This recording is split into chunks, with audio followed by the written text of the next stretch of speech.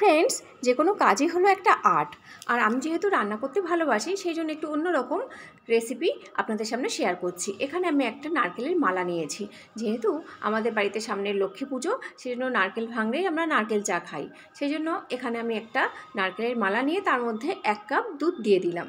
তবে ফ্রেন্ডস, এটা নারকেল চা না, এটা অন্যরকম একটা চা, মশলা চা। এখন দিয়ে দিচ্ছি একটা এলাচ আর দারচিনি। তবে ফ্রেন্ডস, প্রথম থেকে শেষ পর্যন্তই ভিডিওটি দেখবেন।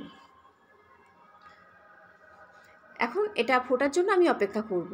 এবার একটু ফুটে উঠলে আমি এর মধ্যে মিশিয়ে দেব পরিমাণ মতন চা। তবে এই চায়ের মধ্যে যেমন দানা চা আছে, তার মধ্যে একটু ফ্লেভারযুক্ত পাতা চাও আছে, যাতে ফ্লেভারটা দারুণ হয়। যেহেতু এলাচ দারচিনি তো দিয়েইছি, আর পাতা চায়ের একটা দারুণ ফ্লেভার আছে।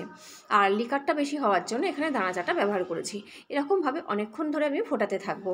তবে ফ্রেন্ডস, এইরকমভাবেই কিন্তু চাটা নামিয়ে ফেলা যায়, কিন্তু সেটা হচ্ছে নর্মাল চা হয়ে যাবে, যাতে চাটা একটু অন্যরকম স্বাদের লাগে, খুবই ভালো খেতে লাগবে বা মুখে লেগে থাকার মতন চা হবে। সেই জন্য এর মধ্যে আমি আরেকটা জিনিস মেশাবো, সেটা আপনারা নিশ্চয়ই টাইটেল দেখে বুঝতে পেরেছেন। তো এটা কালারটা আমি যতক্ষণ না পর্যন্ত চায়ের কালারটা বা চায়ের থেকে যতক্ষণ না পর্যন্ত নির্যাসটা বেরিয়ে আসছে, ততক্ষণ আমি এটা ফোটাতে থাকবো লো ফ্লেম করে। আমি এখানে নিয়ে নিয়েছি 2 টেবিল চামচ মিল্ক মেড। এটা আমার হোমমেড মিল্ক মেড, আমি ঘরেই বানিয়ে থাকি মিল্ক মেড। এখন 2 টেবিল চামচ মিল্ক মেড নিয়ে নিয়েছি।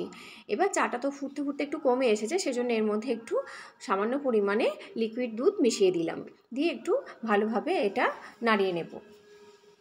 আর ফ্রেন্ডস, আমার এইরকম ইউনিক রেসিপি যদি আপনাদের ভালো লেগে থাকে, তবে প্লিজ আমার চ্যানেলটিকে সাবস্ক্রাইব করে আমার পাশে থাকবেন, আর অবশ্যই বেল আইকনটি প্রেস করবেন। এখন এটা নাড়াচাড়া করার পর আমি চায়ের মধ্যে দিয়ে দেব। তবে এই চায়ে কিন্তু আমি কোনো রকম চিনি ব্যবহার করছি না।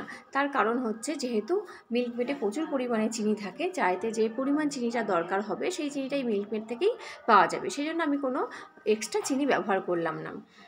এবার আমি চায়ের মধ্যে এটা মিশিয়ে দিয়েছি। দেখুন, কালারটা অনেকটাই সুন্দর হয়ে এসেছে, বা চায়ের থেকে খুব ভালোভাবে নির্যাসটা বেরিয়ে এসেছে। এবার কিছুক্ষণ আমি নাড়তে থাকবো। একটু পরেই আমি এটা নামিয়ে ফেলবো। এটা থেকে 2 জন চা খাওয়া যাবে বা 2 কাপ খাওয়া যাবে। এবার নামিয়ে ফেললাম, আর আপনাদেরকে অসংখ্য ধন্যবাদ।